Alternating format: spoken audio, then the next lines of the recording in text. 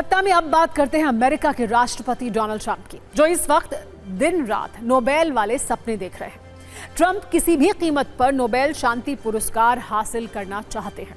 हर बात पर deal deal कहने वाले ट्रंप अब नोबेल को लेकर भी डील करने लगे हैं। ट्रंप के नोबेल वाले सपने को पूरा करने में पाकिस्तान के बाद अब इजराइल भी लग गया है। अमेरिकी दौरे के दौरान इजराइल के पीएम नेतन्याहू ने कहा कि हमने डोनाल्ड ट्रंप को नोबेल शांति पुरस्कार के लिए नॉमिनेट किया है। नोबेल की चाहत में ट्रंप की हालत कुछ ऐसी हो गई है कि वो मदद के बदले नोबेल का नॉमिनेशन मांग रहे हैं। नोबेल शांति पुरस्कार पाना ट्रंप के दिल की पुरानी ख्वाहिश है और वो अपनी इस नोबेल वाली ख्वाहिश को बिल्कुल भी नहीं छिपाते हैं। ट्रंप लंबे वक्त से अपने बयानों और सोशल मीडिया पर खुद को नोबेल देने की मांग करते रहे हैं। वो खुद को नोबेल का असली हकदार बताते हैं। हर दूसरे दिन खुद ही की तारीफ करने लगते हैं। अपने आप को दुनिया में शांति का सुपरमैन बताने लगते हैं। ट्रंप इजराइल और अरब देशों के बीच समझौता कराने का क्रेडिट लेते हैं। मिस्र और इथियोपिया के बीच समझौते के लिए खुद को अहिंसा का चैंपियन मानते हैं। भारत पाकिस्तान के सीज फायर पर तो ट्रंप 21 बार बयान दे चुके हैं और खुद सीज फायर का एक्सपर्ट बताने लगे हैं वो खुद को। ऐसे में ट्रंप को ये लगता है कि नोबेल शांति पुरस्कार पर तो उन्हीं का हक है। डोनाल्ड ट्रंप की ये नोबेल वाली ख्वाहिश सोशल मीडिया यूजर्स के लिए मीम मटेरियल बन चुकी है। ट्रंप की नोबेल चाहत को लेकर कई मीम सोशल मीडिया पर वायरल हो रहे हैं। ट्रंप कई बार कह चुके हैं कि नोबेल पुरस्कार के लिए उन्हें लगातार नजरअंदाज किया जा रहा है। उन्हें तो अब तक नोबेल शांति पुरस्कार 4 से 5 बार मिल जाना चाहिए था। ऐसे में सोशल मीडिया पर यह कहा जा रहा है कि ट्रंप अब मेक अमेरिका ग्रेट अगेन की जगह मेक नोबेल ग्रेट अगेन का नारा न लगाने लगे। लेकिन क्या वाकई में ट्रंप इस सम्मान के हकदार हैं? और ट्रंप के नोबेल ड्रीम्स का पाकिस्तान और इजराइल से क्या रिश्ता है, ये जरूर जान लीजिए।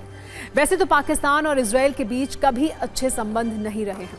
पाकिस्तान ने अभी तक इजराइल को मान्यता तक नहीं दी है, लेकिन ट्रंप को नोबेल दिलाने के लिए इन दोनों दुश्मन देशों की राय एक जैसी है, क्योंकि अब पाकिस्तान के बाद इजराइल ने भी ट्रंप का नाम 2026 के शांति नोबेल पुरस्कार के लिए नॉमिनेट कर दिया है। इसके लिए आधिकारिक रूप से अपनी सिफारिश भी भेज दी है। इजराइल के प्रधानमंत्री बेंयामिन नेतन्याहू ने कहा कि ट्रंप नोबेल पुरस्कार के हकदार हैं, इसलिए उन्होंने डोनाल्ड ट्रंप को नॉमिनेट करते हुए नोबेल पुरस्कार समिति को एक लेटर भेजा है। इससे पहले पाकिस्तान भी 20 जून को ट्रंप को नोबेल के लिए नॉमिनेट कर चुका है। नोबेल नॉमिनेशन वाले ट्रंप के इस मॉडल की भी खूब चर्चा हो रही है। ट्रंप पहले मदद करते हैं और बदले में नोबेल वाला नॉमिनेशन मांग लेते हैं। एक तरफ ट्रंप ने भारत पाकिस्तान के सैन्य टकराव के बीच पाकिस्तान को बचाने का दावा किया, दूसरी तरफ इजराइल ईरान युद्ध के दौरान ईरान के सैन्य ठिकानों पर बम गिराए। इस एहसान के बदले में दोनों ही देशों ने ट्रंप को नोबेल के लिए नॉमिनेट किया। ट्रंप ने इसके लिए पाकिस्तान के आर्मी चीफ आसिम मुनीर को व्हाइट हाउस में बुलाया, लंच कराया। ठीक उसी तरह नेतन्याहू को भी व्हाइट हाउस में प्राइवेट डिनर कराया और दोनों से नोबेल नॉमिनेशन हासिल कर लिया, जिसके लिए ट्रंप ने नेतन्याहू का धन्यवाद भी किया।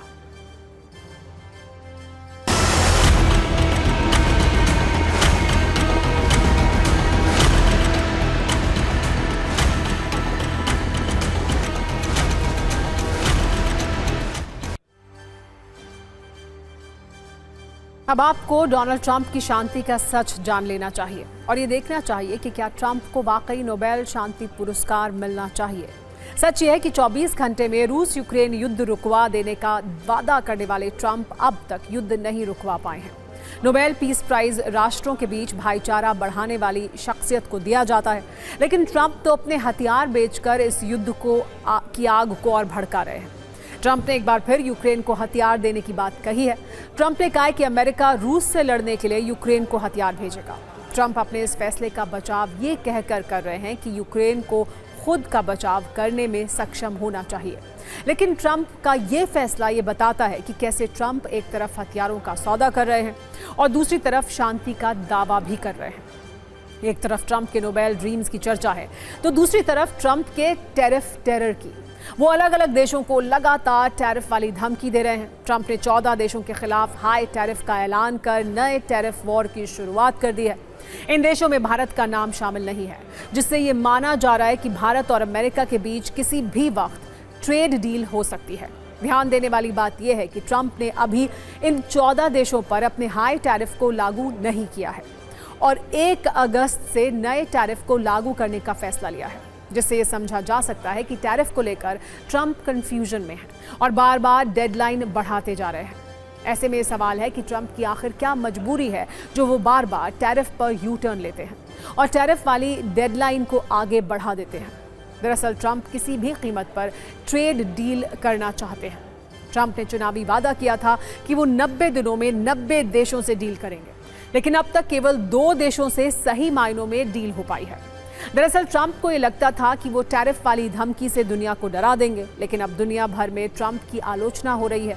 इस टैरिफ वॉर के लिए अब तो उन्हें शहंशाह तक कहा जाने लगा है। आज से 37 साल पहले अमिताभ बच्चन की एक फिल्म आई थी, शहंशाह। आज वही शहंशाह फिर ट्रेंडिंग है। फर्क बस इतना है कि इस बार सीन में बच्चन नहीं ट्रंप है। उन्हें ब्राजील के राष्ट्रपति लूला दा सिल्वा से शहंशाह वाला कटाक्ष मिला है।